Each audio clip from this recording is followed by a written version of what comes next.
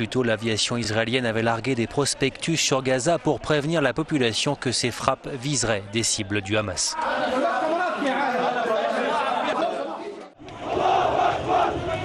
Dans la matinée, plusieurs centaines de Gazaouis avaient assisté aux funérailles d'Ahmed al-Jabari, le chef des opérations militaires du Hamas, tué la veille avec son garde du corps dans une opération ciblée de l'armée israélienne.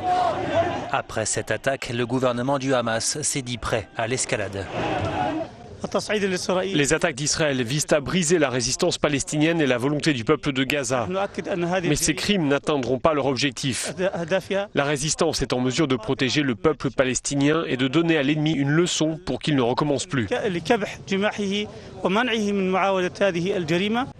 En marge de la cérémonie funéraire, des Gazaouis appelaient à venger la mort d'Ahmed al-Jabari et celle des autres Palestiniens.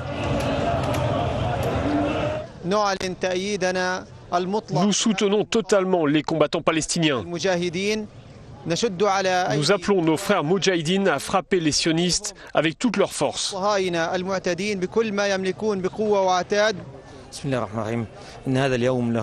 C'est un jour noir pour les Palestiniens, mais avec l'aide de Dieu, ce jour sera noir aussi pour les Juifs.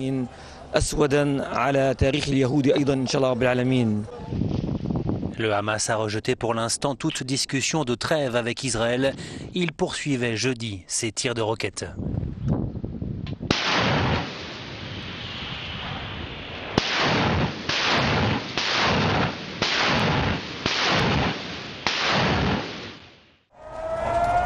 À Kiryat Malachi, dans le sud d'Israël, les tirs de roquettes palestiniens sèment la panique. Ces femmes soldats cherchent à se mettre à l'abri.